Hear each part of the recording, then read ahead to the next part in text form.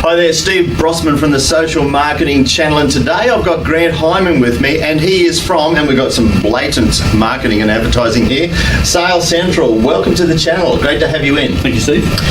I should ask the question, what do you specialise in? And I know the answer is going to come back, sales.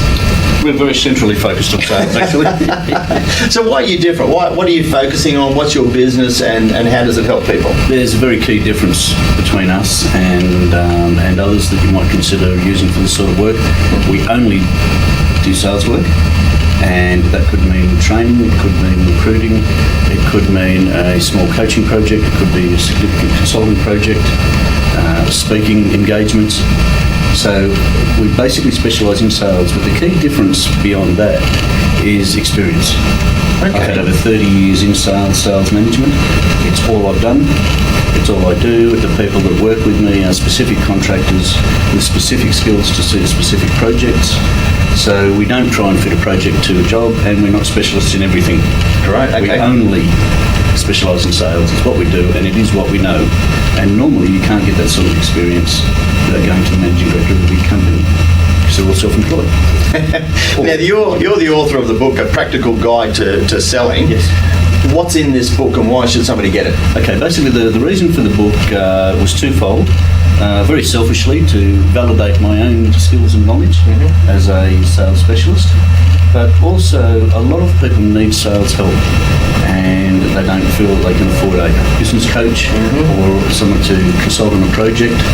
So that is basically your sales reference manual. It's actually a 68 chapter manual. Wow. And with a dictionary rather than a book. So you just go to that chapter. You could be before making a call, after making a call, and so on.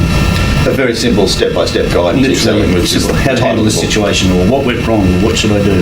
Yeah. And it's designed for buyers as well. A lot of traps with different things, a lot of words that are used as sales jargon that people don't understand, and it's all explained in the book. Okay, I'm going to put you on the spot here. What is the biggest mistake that most people do when they're selling something?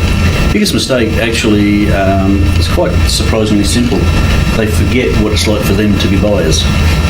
They get nervous. I've got to sell this. I don't like salespeople. I'm not a salesperson. Well, Yep. hang on a minute. You buy things all the time, and believe it or not, you sell all the time. You sell yourself as a quality lawyer, a quality accountant, a quality architect, whatever it is that you're doing. You might sell yourself to the person behind the counter when you want to buy a sandwich as me next.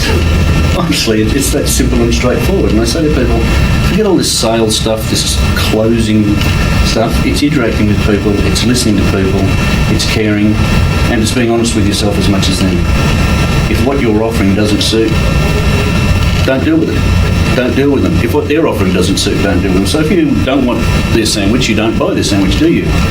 So if you're selling your services as a job applicant, if the job doesn't feel right, or you don't think it's right for you, stop.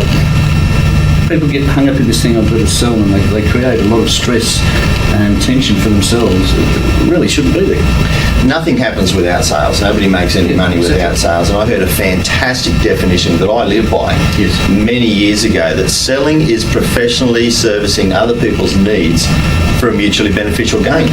And a good salesperson, the people that you train, would be out there basically servicing their needs and getting paid for it. Absolutely. You could be mowing lawns. You could be doing anything. Yeah. Do a good job, be proud of your work, do it well, and you're a successful salesperson.